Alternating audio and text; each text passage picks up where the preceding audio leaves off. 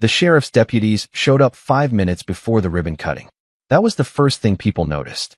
3 county SUVs rolled slowly down the gravel access road beside Mercer Lake, while a jazz trio played near the marina entrance, and wealthy homeowners from Harborview Estates stood holding champagne glasses under white event tents like they were opening a lakeside resort instead of trespassing on private property. Nobody understood what was happening yet. That made it better. Diane Fairchild stood at the end of the brand-new floating dock wearing a pale blue blazer and holding giant ceremonial scissors, while photographers snapped pictures beside a banner that read Harborview Private Marina, Grand Opening. Private Marina. Funny words considering they built the whole thing on a lake they did not own. I stayed near the tree line above the shoreline watching the deputies walk toward the dock with folded paperwork in their hands while sunlight reflected off $2 million of polished aluminum boat slips and fresh cedar decking. Kayaks lined the launch ramp. Pontoon boats bobbed gently beside the marina posts.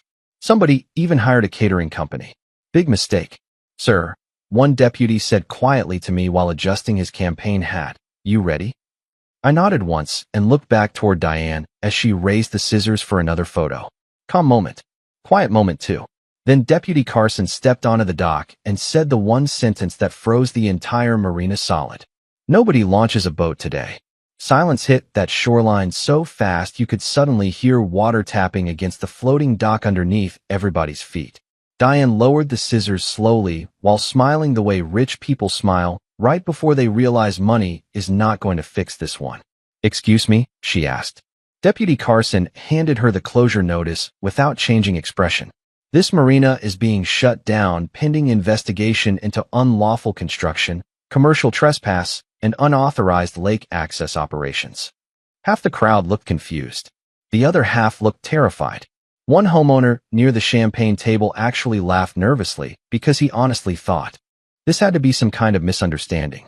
Then Diane spotted me standing near the shoreline hill above the marina, and her face changed immediately. There it was. Recognition. She started walking toward me fast, heels clicking across the dock, while photographers and residents turned to watch. You did this, she snapped loudly. I looked past her toward Mercer Lake stretching wide and blue beneath the morning sun exactly the same way it looked when my father taught me how to cast a fishing line there 60 years earlier. No, I said calmly. You did. Diane stopped 3 feet away staring at me like she still could not process the fact that the old widower living beside the lake had quietly waited until opening day to shut down her entire project in front of investors, homeowners, local reporters, and half the county. That silence bothered her more than yelling ever would have. This community invested $2 million into this marina, she hissed.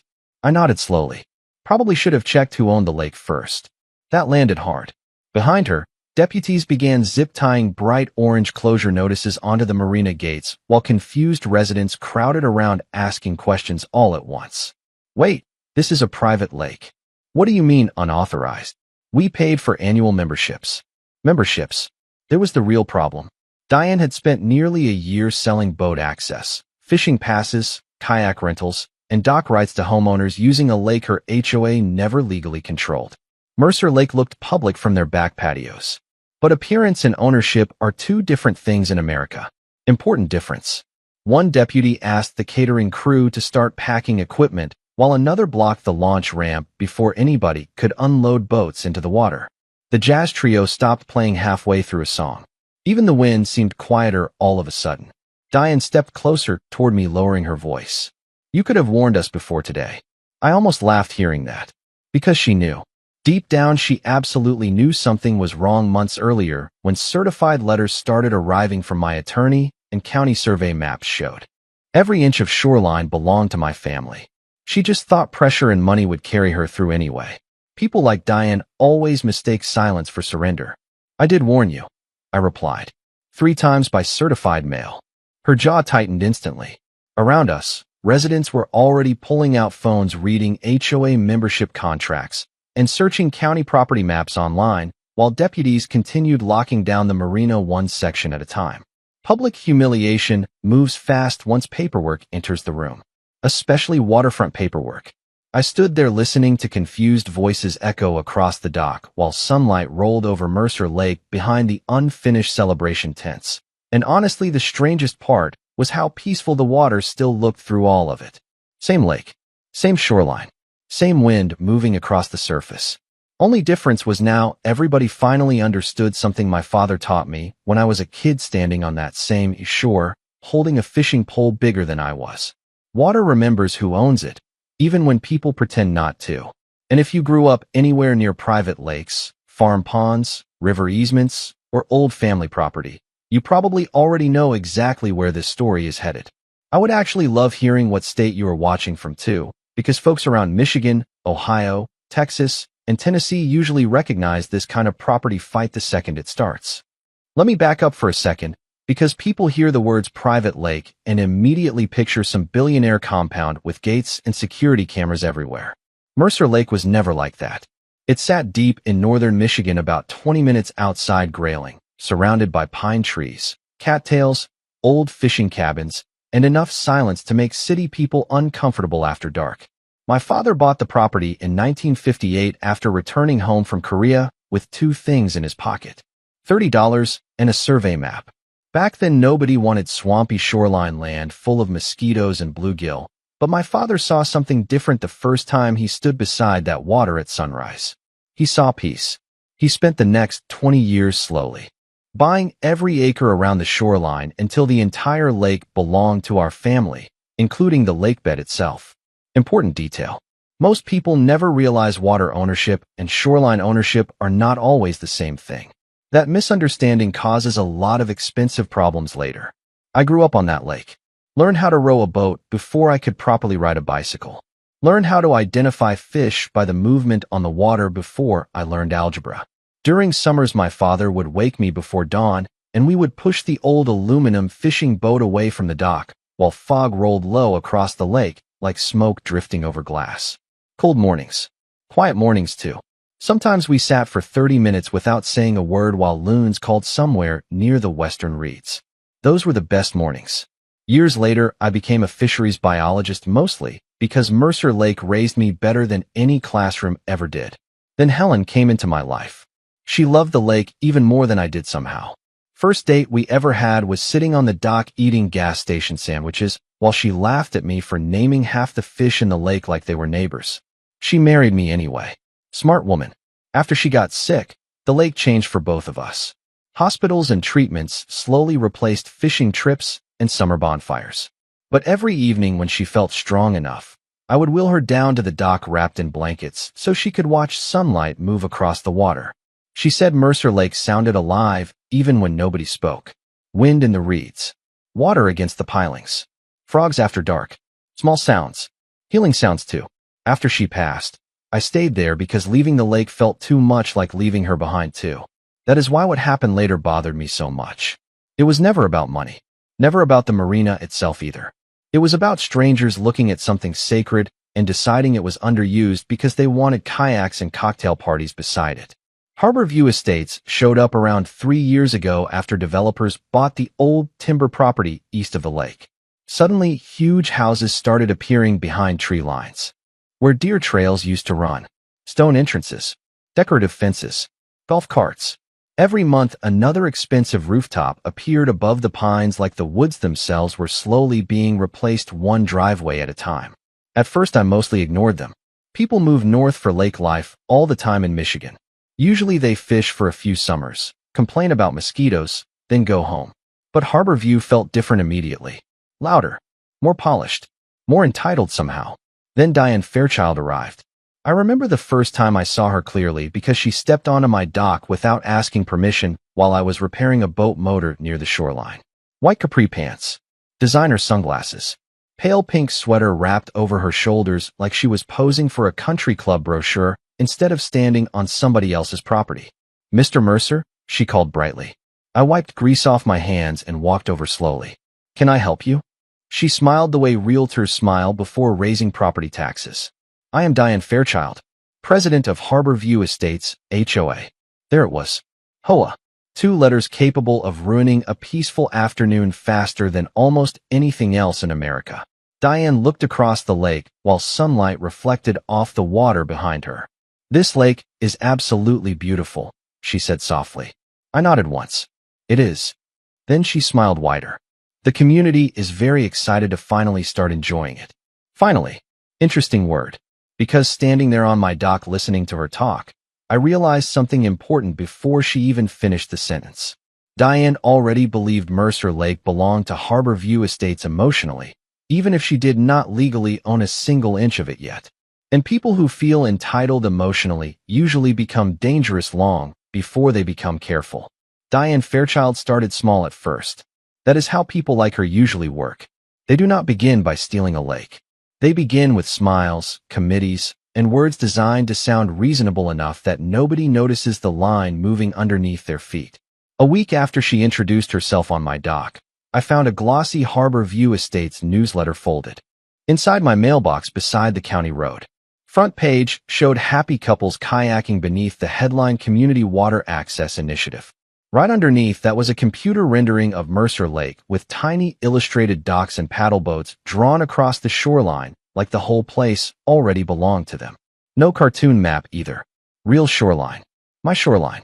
I stood there reading that thing beside the mailbox while cold spring wind moved through the pine trees overhead, and for the first time I realized Harbor View Estates was not simply admiring the lake anymore.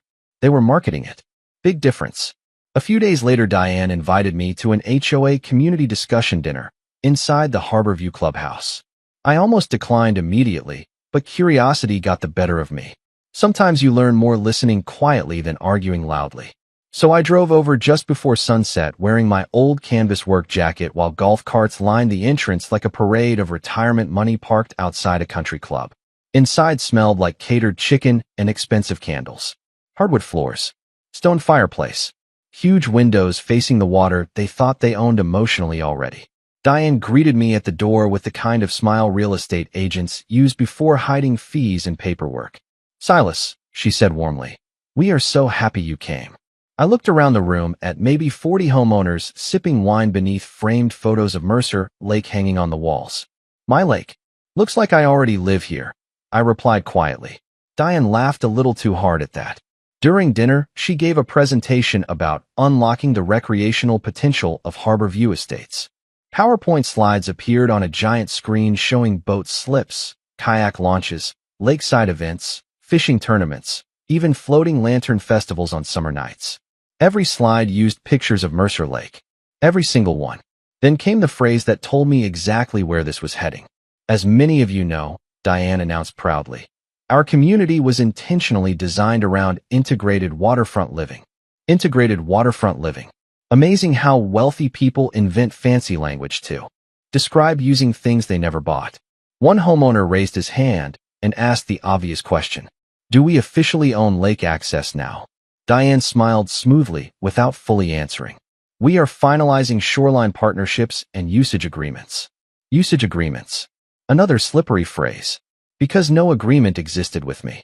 None. I sat quietly near the back of the room, listening while residents discussed kayak storage and pontoon rentals like the whole thing was already settled. Then Diane clicked to the final slide, and my stomach tightened immediately. A full Marina rendering sat across the screen. Multiple floating docks. Fuel station. Launch ramp. Boat slips. Estimated project budget. $2.1 million. Right there in giant numbers. Somebody beside me whispered, "This is going to raise property values like crazy." There it was again. Property values. Everything always came back to money eventually. After the meeting, Diane walked me outside toward the lakeside patio while homeowners continued talking excitedly behind us. Warm evening air drifted across the shoreline, and somewhere out on the lake a loon called through the fading light exactly the way they had since I was a child. Diane leaned against the railing confidently. "People are excited," she said. "You can feel the energy." I looked out across Mercer Lake reflecting sunset colors beneath the pines. "You are building a marina on private property," I replied calmly. Diane sighed like I was being difficult over a minor misunderstanding. "Silas, this kind of exclusivity mindset is outdated." Exclusivity mindset. Interesting phrase for somebody standing beside water they did not own. "The community deserves access to the lake lifestyle," she continued. "That lake is the centerpiece of Harbor View Estates." I turned slowly toward her after hearing that. "No," I said quietly. "That lake is the centerpiece of my family." Silence hit immediately after that. Real silence too. Not awkward silence. Dangerous silence. Diane crossed her arms while the smile slowly faded off her face for the first time since we met.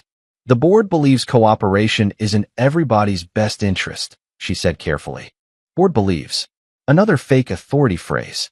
I nodded once and looked back across the darkening shoreline where my old dock sat barely visible through the trees. You should probably have your board read the deed first. Diane smiled again after that, but it looked tighter now somehow. Less polished.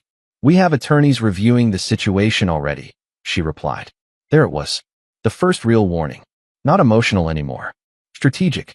Because standing there on that patio watching expensive homeowners laugh behind us under string lights, I realized Diane Fairchild had already moved past asking permission in her own mind. She thought enough money, enough pressure, and enough community momentum could eventually turn my lake into their amenity, whether I agreed or not. Wrong lake. The first dock section appeared 3 weeks later. I remember the exact morning because the fog still had not lifted off Mercer Lake when I heard heavy equipment backing down the old timber access road east of my property. Beeping sounds echoed through the trees while diesel engines growled somewhere near the shoreline. And before I even grabbed my coffee mug, I already knew Harborview Estates had decided to stop pretending this was still a conversation. I drove my old truck around the northern edge of the lake and found 3 contractors unloading floating aluminum dock sections beside the water like they had every legal right in the world to be there. Orange survey stakes were already pushed into the ground near the shoreline.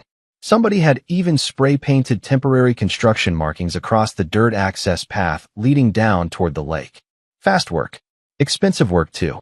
One contractor stood knee-deep in the water guiding dock pieces into position while another checked measurements from a clipboard.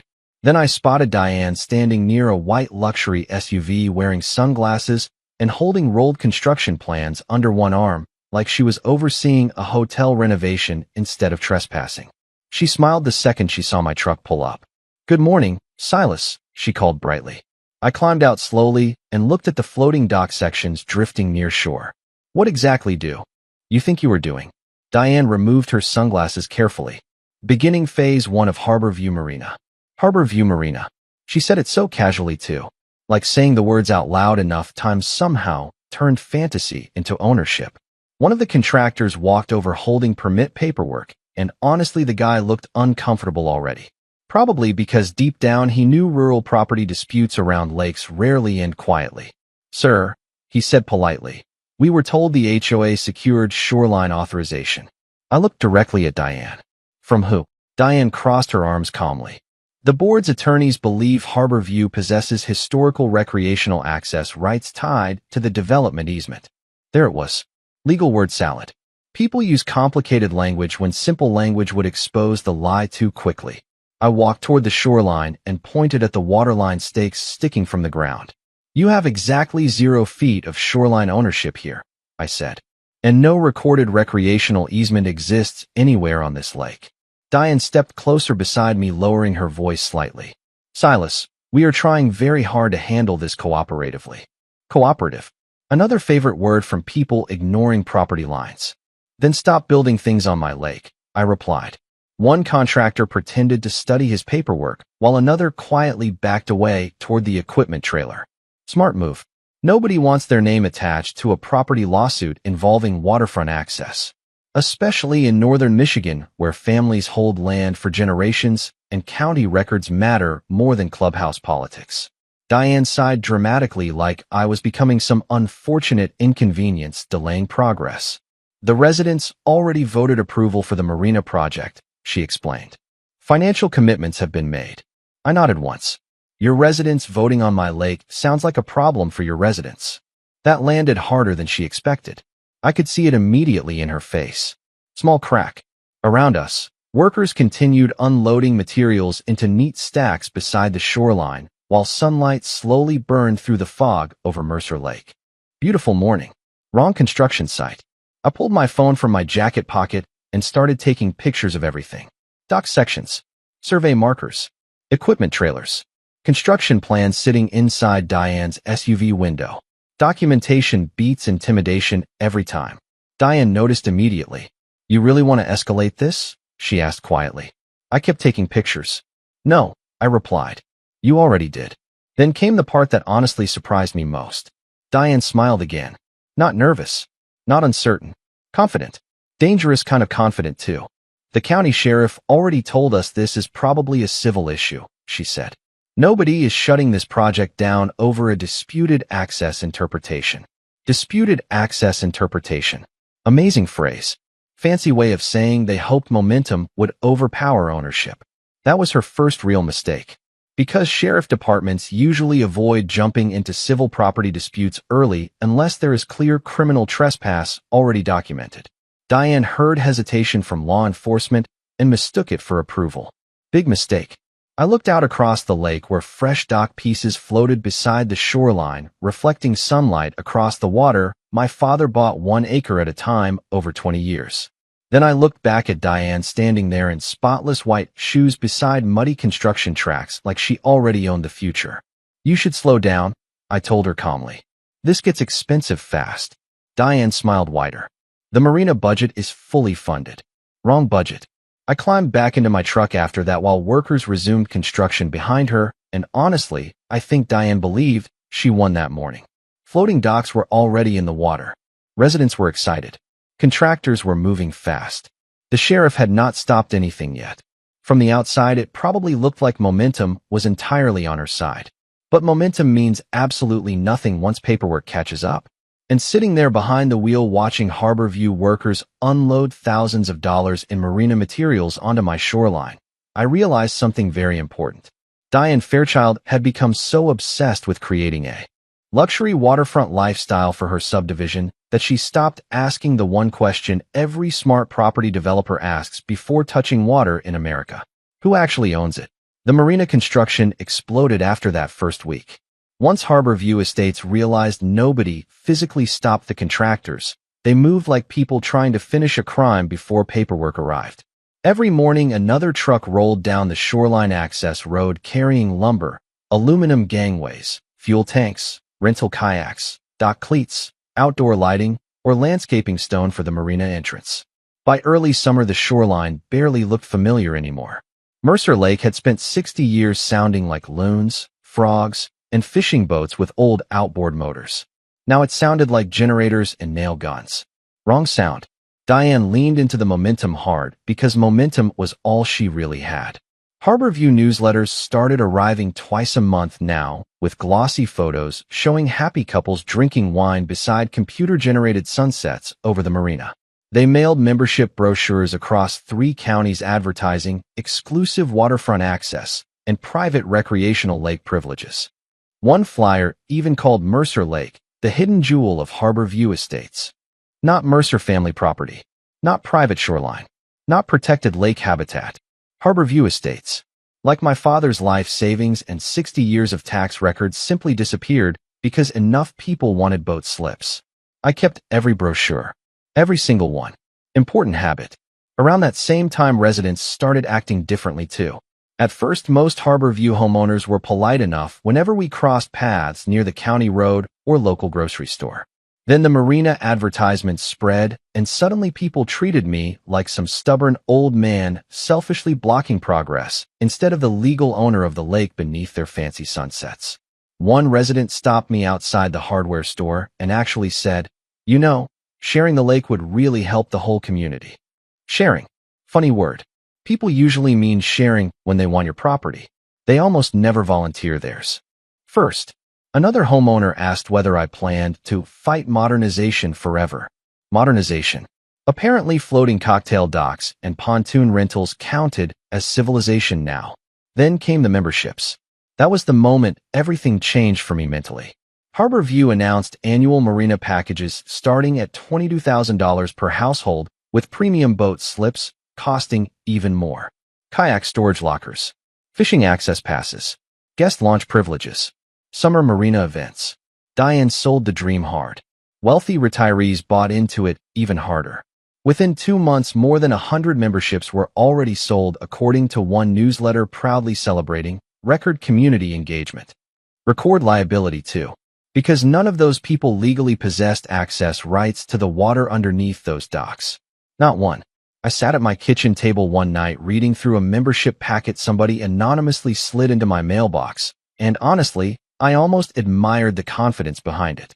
The packet included lake rules, dock etiquette, event calendars, and even branded Marina key fobs with Harborview logos engraved into polished metal. Professional operation. Expensive operation too. Built entirely on assumptions. Then I reached the final page, and everything suddenly became much more serious. All lake recreational rights secured through Harborview Estates Community Water Agreement. Community Water Agreement. Problem was no such agreement existed with me, the county, or anybody legally connected to Mercer Lake ownership. Somebody invented that language because it sounded official enough to calm buyers. Big mistake. I drove into town the next morning and stopped by the county marina office near Grayling, where seasonal boat permits were usually processed. Old building. Smelled like coffee and wet paper. A clerk named Denise looked through the Harborview Marina packet while chewing gum slowly behind the counter. Then she frowned. Did they submit commercial launch registration paperwork? She asked. I shook my head once.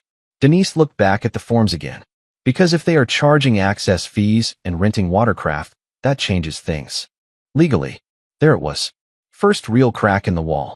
Commercial operation. Not private neighborhood recreation anymore. That distinction matters a lot once money starts moving around water. Especially private water. I thanked her and drove straight home afterward while summer storms rolled dark clouds across northern Michigan. Halfway down the county road, I passed Harborview residents unloading brand new kayaks from pickup trucks like kids preparing for summer camp. Excited people. Most of them honestly believed Diane had handled everything legally, because normal people assume HOAs do not build multi-million-dollar marinas on private lakes without ownership verification first. Fair assumption. Wrong assumption. When I got home, I walked down to my old dock, carrying the membership packet, while thunder rolled softly somewhere beyond the western tree line. The marina construction site sat visible across the lake now with steel framing, bright white decking, and temporary fencing stretching across shoreline that belonged to my family before Diane Fairchild was even born. I looked down at the water moving gently against the dock pilings exactly the same way it did when Helen used to sit there reading paperback novels under blankets after chemo treatments. Same water. Same lake. Different greed. Then my phone rang. It was Deputy Carson from the Sheriff's Department. Mr. Mercer, he said carefully, I think you should know Harborview submitted paperwork requesting crowd management support for a marina grand opening next month. Grand opening. Interesting phrase considering they still did not legally own access to the lake. How big? I asked. Deputy Carson paused briefly. Couple hundred people maybe. Food vendors too. I looked across Mercer Lake toward the marina construction glowing under portable work lights while thunder echoed across the water behind me. Then I opened the membership packet again and stared at the fake water agreement language printed neatly across the page. That was the moment I finally realized Diane was not bluffing anymore. She planned to force reality to catch up with the lie by making the marina feel too big, too public, and too expensive to stop once opening day arrived. Wrong fisherman. The next 2 weeks turned into paperwork season. Not loud season. Not revenge season either. Paperwork season.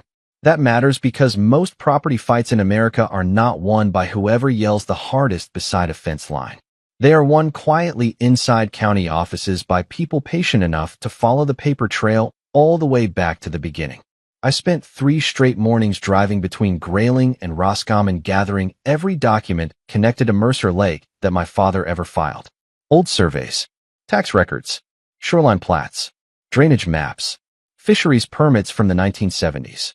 Some papers still carried my father's handwriting in blue ink across the margins. Others smelled like old basement boxes and courthouse dust after sitting untouched for decades. Real ownership leaves a trail. At the Crawford County Recorder's office, an older clerk named Mary Ann helped me pull archived lakebed surveys from microfilm storage while rain hammered softly against the courthouse windows outside. She had worked there almost 30 years and knew half the county property histories better than the families themselves. After about 40 minutes, she adjusted her glasses, pointed at one survey line, and looked up at me slowly. Well, she said, this explains why Harborview is going to have a very bad summer. I leaned closer toward the maps spread across the table. There it was. Clean as day. Mercer family ownership extended beyond the shoreline itself and covered the actual lakebed beneath the Marina construction site. Important distinction. Most people assume if you touch water, the water belongs to everybody. Not always true. Especially with inland private lakes in Michigan where historical deeds can include submerged land rights dating back generations. Marianne tapped another section on the survey. And look here, she added quietly. A narrow easement line appeared near the eastern edge of Harbor View Estates, connecting to a drainage channel nowhere near the marina. Stormwater runoff easement only. No recreational use language. No boating access. No dock rights. Nothing. Tiny crack becoming bigger. I thanked Marianne and drove directly to the Department of Natural Resources field office outside town, where an old colleague named Russ Hallbrook still handled inland water permits. Russ spent 30 years enforcing shoreline protection rules around Michigan lakes and looked permanently exhausted from arguing with wealthy property owners who thought money could outvote environmental law. He listened quietly while flipping through the Harbor View Marina brochures I brought with me. Then he stopped on one page showing fuel access for recreational boats. Did they file environmental review paperwork for shoreline disturbance? He asked. I shook my head. Russ leaned back slowly in his chair. Silas, if they are running commercial water access with fueling infrastructure and rental operations, they needed permits weeks ago. There it was again. Commercial operation. That phrase kept getting heavier every time somebody official said it out loud. Russ pulled county filings on his computer while fluorescent office lights buzzed overhead. After a minute he frowned. I see shoreline grading notices, he muttered. But nothing authorizing commercial marina activity. Then he looked directly at me. Who signed off on construction? Good question. I spent the next few days finding out. Harbor View had apparently pushed the project through using fragmented contractor permits instead of one complete marina application. Floating dock permit here. Utility trench permit there. Landscaping approval somewhere else. Piece by piece. Like building a house by calling every room a separate shed. Clever strategy at first glance. Dangerous strategy once regulators connect the dots. Meanwhile, the marina itself kept growing larger every day. New lighting poles appeared along the shoreline. Boat slip numbers got installed. Security gates went up beside the launch ramp. One afternoon, I watched workers mounting polished Harbor View Marina signs onto stone entrance walls while residents stood nearby, taking pictures for social media like they were documenting a luxury resort opening. Nobody likes checking deeds once excitement starts making money. Then something even more important happened. A certified envelope arrived from Harbor View's attorneys. Thick packet. Expensive stationery. The letter claimed the HOA possessed implied community recreational rights based on historical lake visibility and development reliance expectations. I actually laughed reading that sentence at my kitchen table because visibility rights are not ownership rights. Looking at water does not magically transfer the deed into your name. If it did, half the houses in northern Michigan would own each other's docks. But buried inside the legal language sat the mistake that changed everything. The attorneys referred repeatedly to commercial membership operations connected to the marina project. Commercial.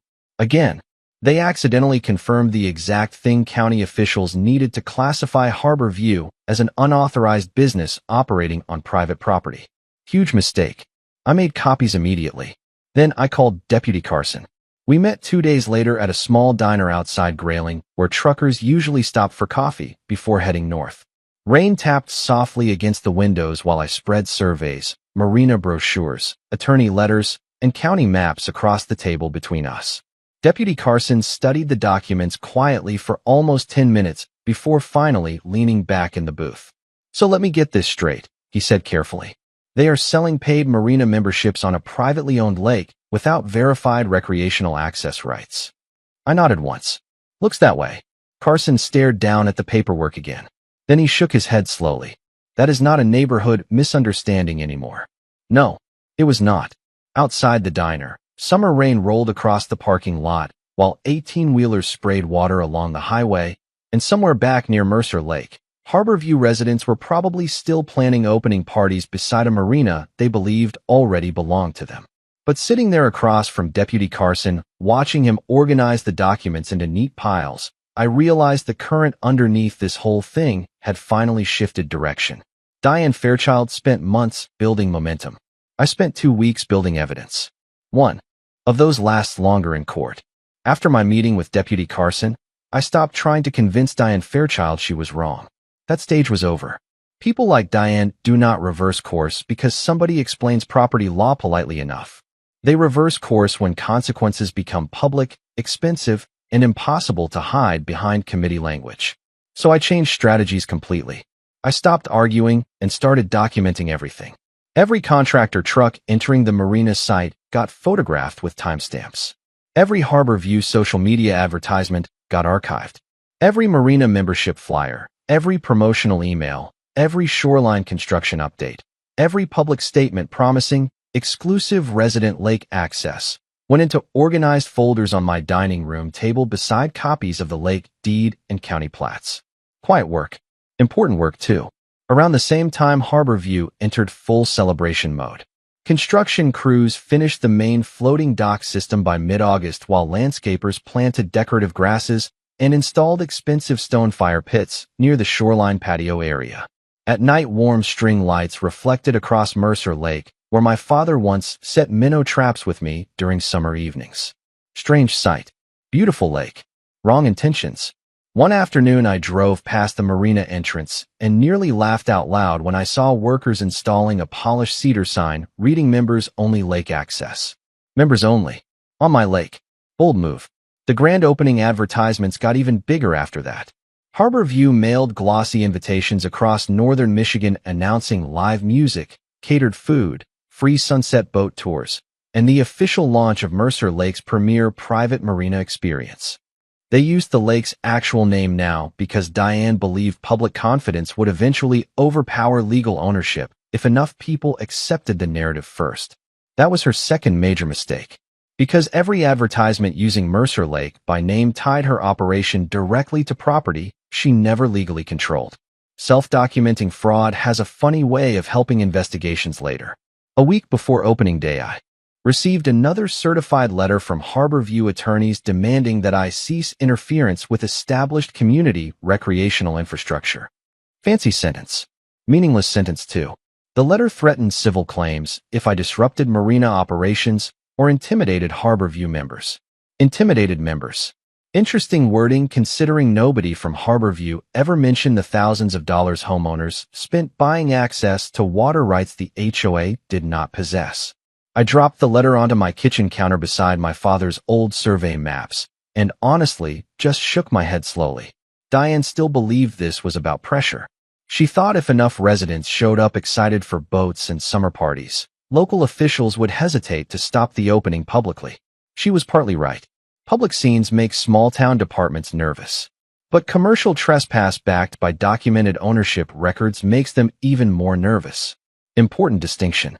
2 days later, I met Deputy Carson again, this time near the Sheriff Department Marina launch outside Higgins Lake. Bright afternoon. Fishing boats everywhere. Carson leaned against his patrol SUV while reviewing the latest Harbor View promotional packet I handed him. The front page literally advertised guaranteed resident lake access beginning Labor Day weekend. Carson read that line twice before looking up at me. "They really printed this?" he asked. "About 6,000 copies apparently," I replied. He exhaled slowly through his nose and closed the brochure. "That helps." Small sentence. Huge meaning. Because by then county attorneys were already reviewing shoreline permits, easement language, marina revenue structures, and environmental filings connected to Harbor View. The more paperwork everybody examined, the worse things looked for Diane. She built the entire operation assuming nobody would challenge ownership aggressively enough before opening day arrived. Momentum strategy. Dangerous strategy. Meanwhile, the residents themselves still had no idea how bad the situation really was. I started noticing pontoon boats arriving at Harbor View driveways almost daily. Brand new kayaks stacked beside garages. Families unloading coolers and folding chairs preparing for opening weekend like it was the start of summer vacation. Most of those people were not villains, honestly. They trusted their HOA, trusted the attorneys, trusted the polished brochures and expensive presentations. Normal people assume million-dollar marina projects are legally verified before construction starts. Fair assumption. Wrong HOA. Then came the final piece that locked everything into place. 3 days before opening day, Harbor View posted the official event schedule online. Ribbon cutting at 10 o'clock. Live music at 11. First ceremonial boat launch at noon. Evening fireworks over Mercer Lake at 9. Fireworks. Over a private lake. Without authorization. I printed the schedule immediately and drove straight to the sheriff's department. Deputy Carson met me inside a small conference room where 2 county attorneys were already reviewing permit files spread across a long table. Quiet room. Serious room too. One attorney adjusted her glasses while reading the event schedule. So they are publicly charging for commercial recreational access on privately owned water with unresolved shoreline authorization and incomplete environmental filings? She asked. I nodded once. Nobody spoke for a few seconds after that. Then Carson finally leaned back in his chair and looked directly at me. Mr. Mercer, he said calmly, I think you should probably stay near the lake Friday morning. There it was. Not a promise. Not a threat either. Just the kind of careful sentence law enforcement uses right before something public happens. I drove home slowly after that beneath tall, northern Michigan pines, while evening sunlight reflected across Mercer Lake through gaps in the trees. Across the water, the Harbor View Marina lights already glowed warm against the shoreline, like the opening celebration had mentally started days early. Diane Fairchild stood near the dock talking with contractors when I passed the access road, and for one brief second our eyes met across the distance. She smiled confidently, still smiling. That part almost impressed me honestly, because even after the certified notices, county questions, permit reviews, and attorney letters, Diane still believed money and momentum would carry the day. But standing there watching Marina lights shimmer across water my family legally owned for 65 years, I realized something she never understood from the beginning. Lakes do not care about confidence. Courts do not care about enthusiasm. And sheriff departments definitely do not care how expensive your ribbon-cutting ceremony was once the paperwork says the dock underneath it never belonged there in the first place. Opening day arrived warm and clear with the kind of bright Michigan sky real estate developers love putting on brochures. By 8 in the morning, Harbor View Estates already looked like a county fair built around expensive boats and fake confidence.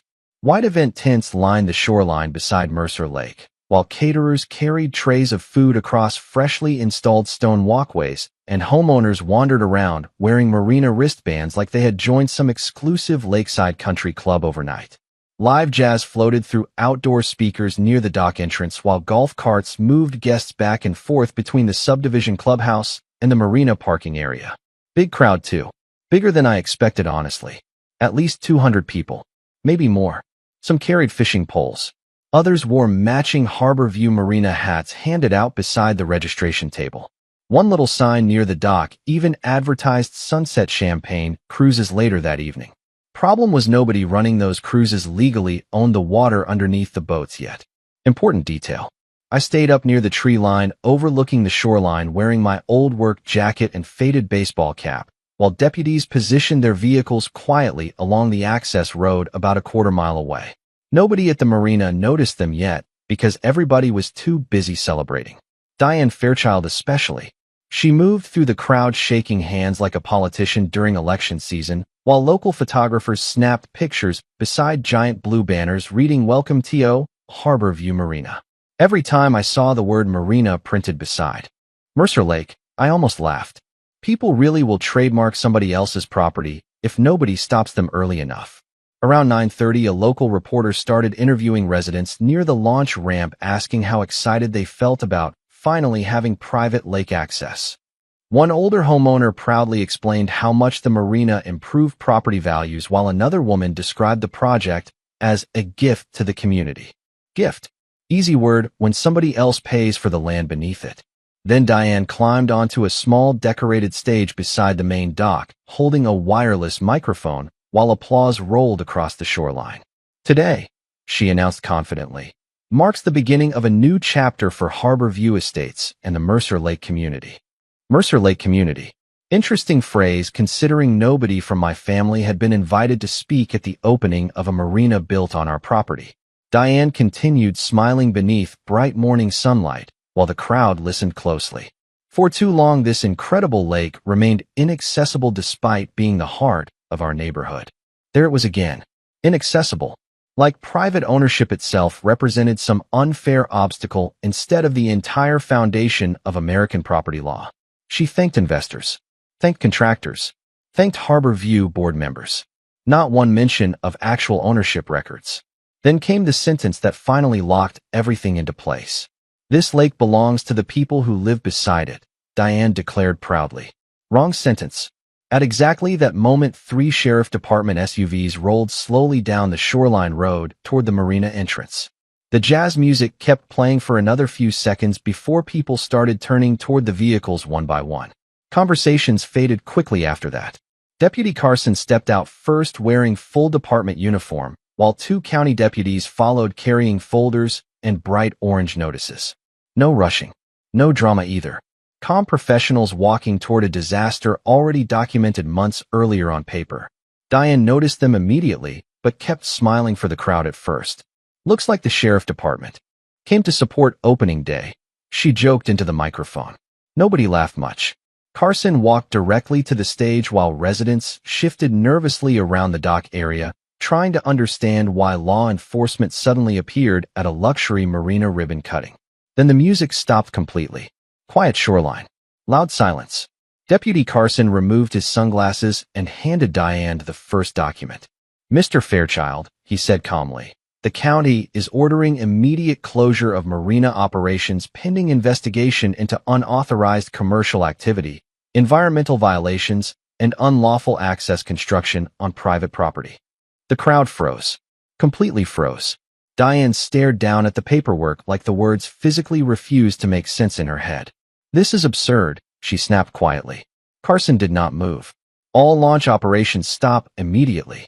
Behind him, the other deputies started zip-tying orange closure notices onto the marina gates and launch ramp entrances, while confused homeowners crowded closer, trying to read the documents. Then came the first dangerous question from the crowd. "Wait," somebody shouted. "What do they mean private property?" Another homeowner raised his marina key fob angrily.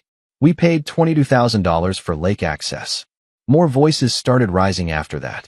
Fast. Did the HOA not own the marina rights? What exactly did we buy? "Diane, what is happening?" Diane stepped off the stage, walking quickly toward me near the shoreline hill, while reporters immediately followed behind her with cameras rolling. Bad moment to panic.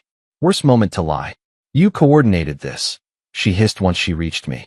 I looked past her toward Mercer Lake, sparkling peacefully beneath the same morning sun that used to shine across my father's fishing boat decades earlier. "No," I replied calmly. "The deed coordinated this." That landed hard. Around us, deputies blocked the launch ramp while caterers started packing tables and musicians quietly disconnected speakers beside the dock. One county official handed reporters copies of shoreline ownership maps and environmental review notices, while residents gathered in shocked little groups reading documents on their phones. Then somebody near the registration booth yelled the sentence Diane feared most. "You sold memberships to a lake you did not own." Silence after that. Heavy silence too. Because the answer sat written clearly across every survey, permit review, deed copy, and county record now floating around the marina in people's hands. Diane Fairchild built an entire luxury waterfront business on top of a legal assumption she never bothered proving first. Momentum finally met paperwork. Paperwork won. The lawsuit started 3 days after opening day collapsed. Not one lawsuit either. Multiple. Harbor View homeowners sued the HOA board for misrepresentation after learning their expensive marina memberships had been sold using access rights that never legally existed.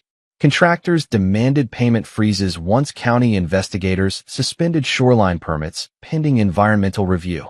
Insurance companies started asking uncomfortable questions about liability exposure tied to unauthorized commercial lake operations.